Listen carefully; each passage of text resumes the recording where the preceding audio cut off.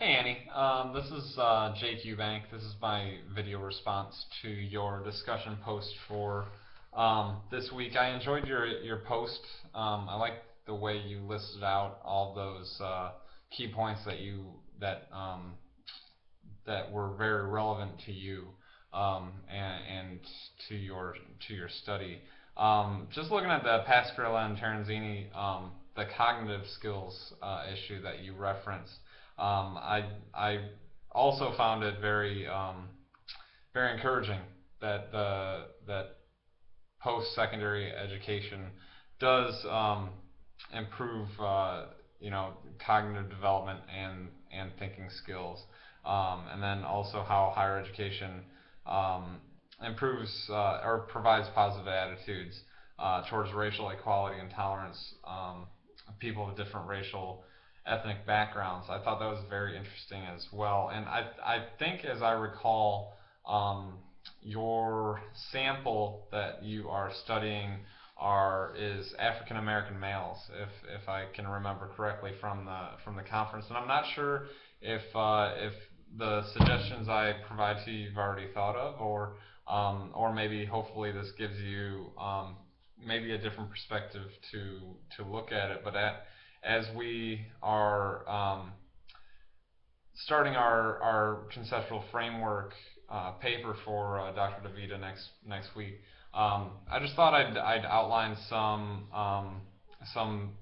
conceptual frameworks or theoretical frameworks, however you want to term them, just that jumped out at me thinking about your focus of your study, and I would venture to guess that this is the focus of your study is one of the reasons why you chose those two issues to look at from this week's readings.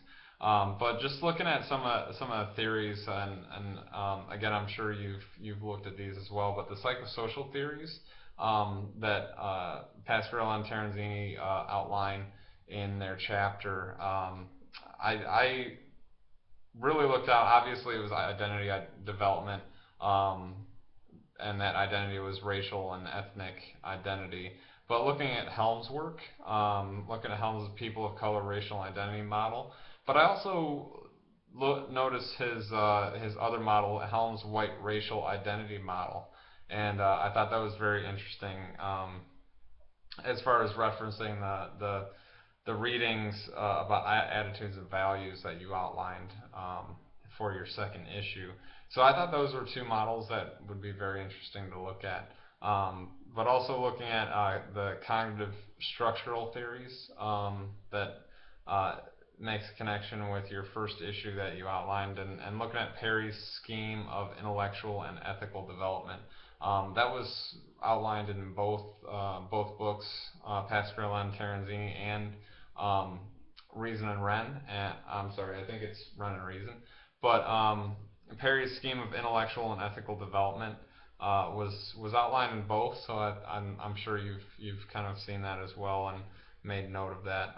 But also some typological models, the human aggregate model, which talks about the environment and its influence on individual characteristics like demographics, goals, values, and also organizational environment model, which is the systems influenced by goals and values, and in turn how those shape the organizational structure and design.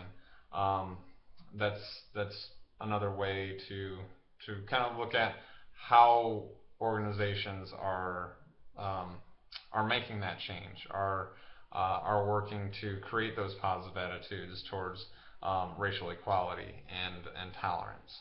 So those were just a couple of ideas that I jotted down just after looking at watching your video and listening to your talk at the conference. So I would also I'm only looking at this as well for my study, but college impact models.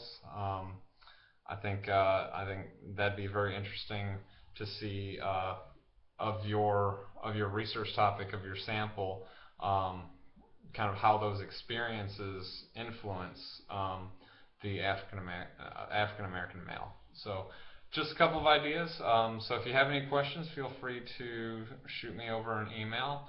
But other than that, hopefully that provided you some insight or at least a new perspective at looking at things. So thank you very much.